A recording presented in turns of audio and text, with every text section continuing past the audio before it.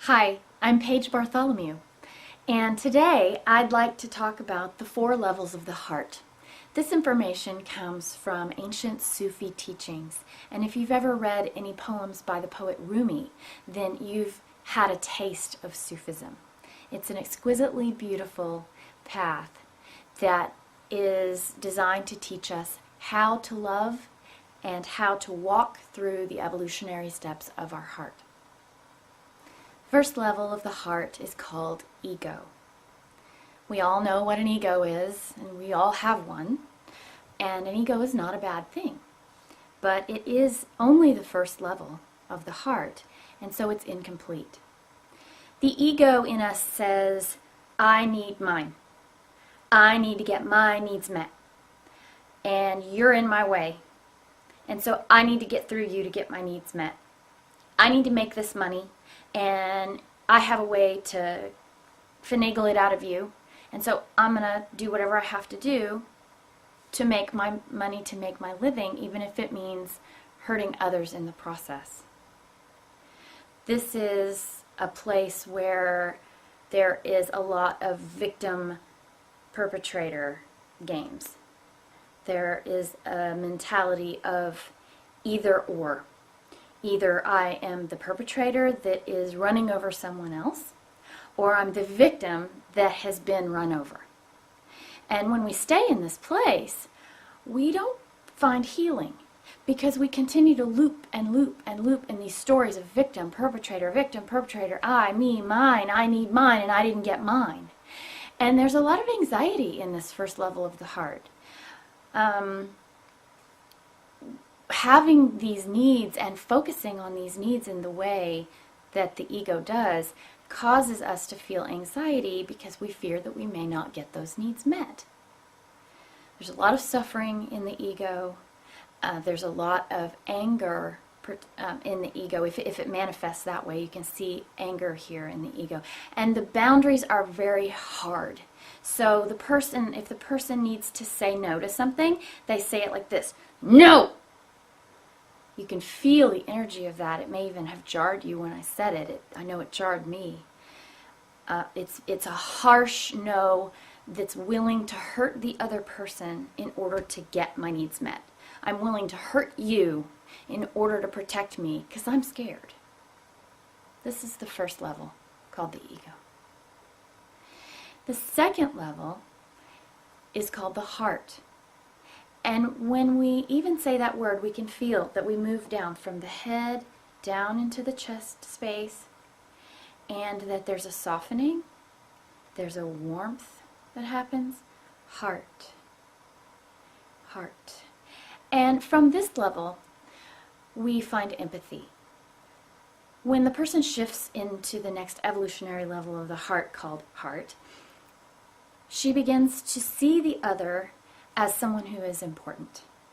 She begins to have empathy for the other person's experience. So if I need something and you need something, and I'm living in the second level of the heart, then I would say, let's work together to see if we can get both of our needs met. Right? It's not. This level is not complete. It's only the second level, even though it's a vastly more beautiful level than the first. It's not complete because in this level, the second level, we're more prone to compromise and say, well, okay, I'll give up this if you give up that. And that's a beautiful thing because I'm willing to give something up for you, right? So that's expressing how I care about your needs being met. When we give something up, we're not living fully and completely. So we want to keep going. There's still some victim-perpetrator mentality in the second level of the heart, and there is still some fear and anxiety. We don't see as much anger because we're not motivated to run over each other, but we do still see quite a bit of anxiety of, am I going to get my needs met here? Can I trust you? That sort of thing. So the third level of the heart in the human being is called soul. And in this level, when you say the word soul, you can feel the energy move from your heart and expand outward. Soul, The main quality that we see in the level of the soul is love. Now, this quality of love is different from the second level in that I can see you as in being as just as important as me. In the third level of the soul, we want everybody's needs to be fully met. I want my needs to be fully met. I want your needs to be fully met. And compromise just doesn't feel right anymore.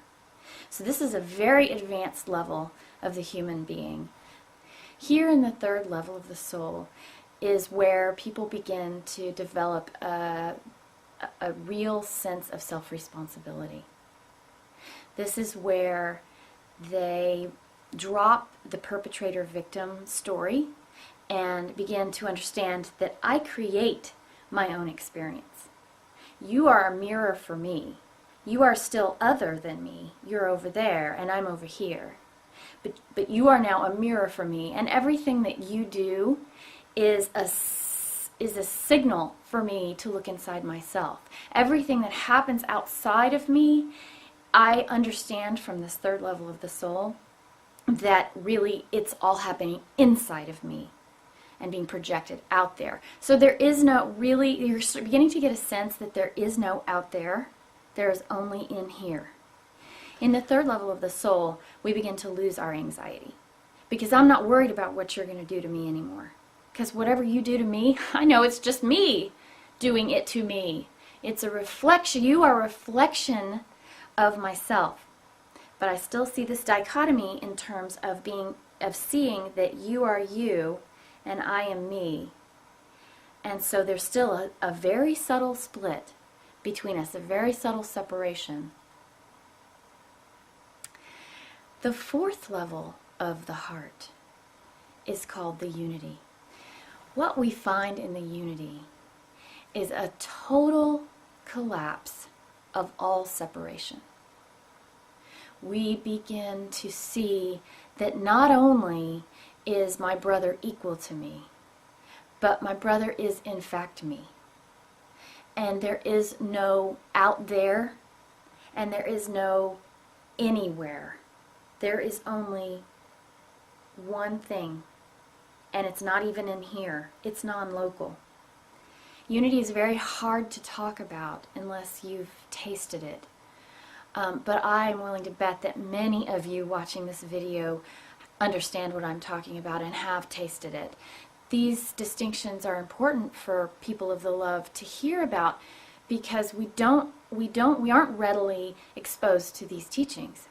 But we're on this path, and we're doing this, and we are evolving into these stations of the heart. And so we need this knowledge. When a person reaches the unity, this is where all of the illusions begin to break down. All of the fear ceases. And what we're left with is a feeling of total certainty. Certainty of who I am. Certainty of why I'm here. Certainty of what exactly this world is. And when we have that knowledge, we're even beyond the place of saying, well, I'm creating all of this outside of me so I can manifest this or manifest that. We're beyond the place of saying, well, I'd like to give you your needs and I'd like to give me my needs. It's beyond that. We come to a place where your needs are my needs. Where your suffering is my suffering. If you have a need and somehow that need can get met, it feels like I am meeting my own need through you. Because I am them. And they are me. And we are one. And there is only one. There is no out there. There is only one. And it is non-local. It isn't anywhere in this 3D world. But we are it. There is no difference between you and me. In a very real sense. The people that talk about unity, it's not just flowery, pretty language. Oh, we're all one. This is very literal stuff. We know that trying to address the insanity on the planet from the first two levels of the heart doesn't work. We've been doing that. We've been living from the level of compromise. We've been living, trying to work things through from the level of ego. And that absolutely doesn't work. Compromise doesn't work. Victim-perpetrator doesn't work. Even seeing, well, okay, I see that you need this and I need that, so let's compromise and I'll give something up for you if you give something up for me. This is compromise, not transformation. What we're looking for on the planet now is full transformation. We need to overhaul this whole thing. And how that's going to happen is coming from the level of the soul and from the level of the unity. The way we're going to get that done is by helping people raise their consciousness through the levels of the heart. When we do our personal work and we walk through the 4 levels of the heart, the changes are going to automatically happen on the planet because people will begin to start coming together from the level of the soul and the level of the unity. The changes will automatically occur. We don't have to struggle. We don't have to fight. We don't have to bicker with one another, and we don't have to compromise. And as we evolve through the stations of the heart, ego first, heart second, soul third, and finally into the unity consciousness. As we evolve through these stations, then we see that this is the ascension. This is the great awakening. I want to tell you all how much I treasure you. The friendships that I'm making on the internet are beautiful and so enriching for me. If you have questions or you'd like to reach out to me, let's be friends on Facebook at www.facebook.com/The Revolution of Evolution. I love you all.